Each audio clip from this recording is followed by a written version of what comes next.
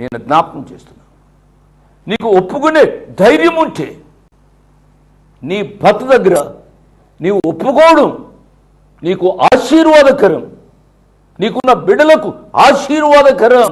నా మాట జాగ్రత్తగా ఉండాలి. గుణవతి అయిన భార్య పెనిమిటి ఆమె యందు నమ్మిక ఉంచును.